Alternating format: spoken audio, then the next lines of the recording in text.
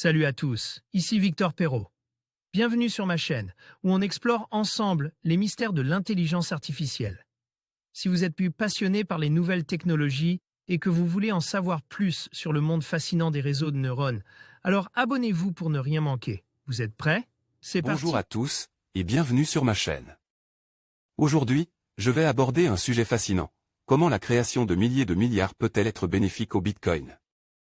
Dans cette vidéo, nous allons explorer les implications de l'injection massive de liquidités dans le système financier et comment cela pourrait influencer la valeur et l'adoption du Bitcoin.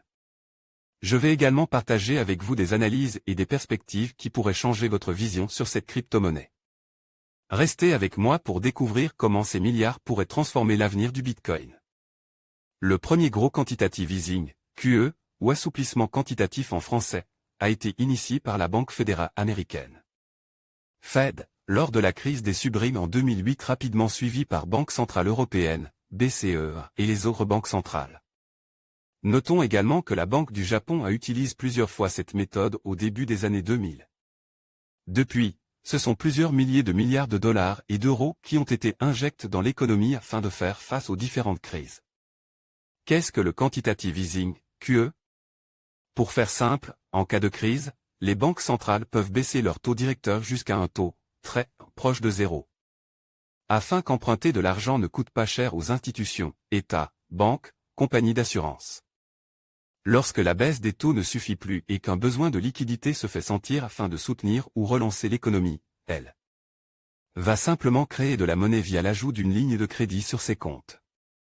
Les institutions vont alors pouvoir emprunter de gros volumes à moindre frais afin de les réinjecter dans l'économie via des prêts à taux faible aux ménages ou aux entreprises ou des aides financières. Charge ensuite pour les institutions de rembourser la banque centrale qui effacera alors la ligne de crédit. Peut-on s'attendre à une hausse des cours du Bitcoin et d'autres crypto-monnaies? Tendo 23, Adobe Stock l'impact et les risques des quantitative easing.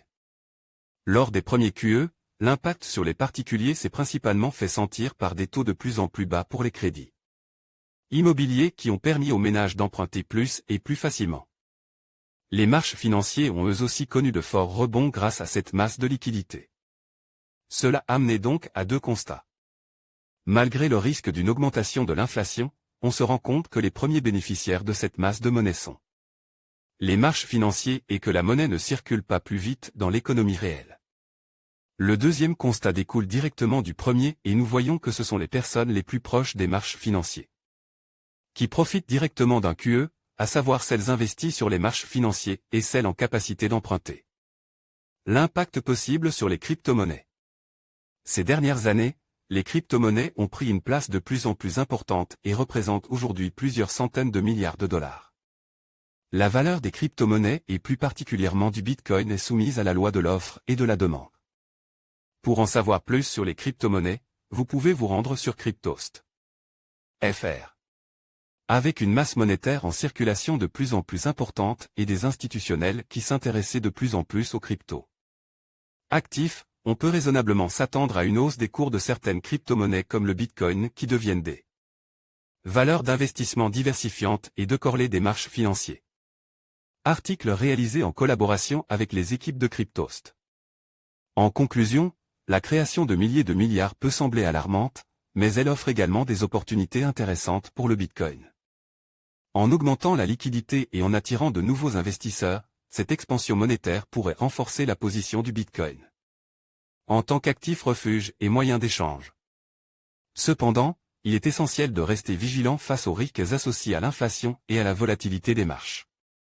En fin de compte, le succès du Bitcoin dépendra de sa capacité à s'adapter à ces changements économiques tout en préservant ses valeurs fondamentales. Merci de nous avoir suivis et à bientôt pour d'autres analyses sur l'univers des crypto-monnaies.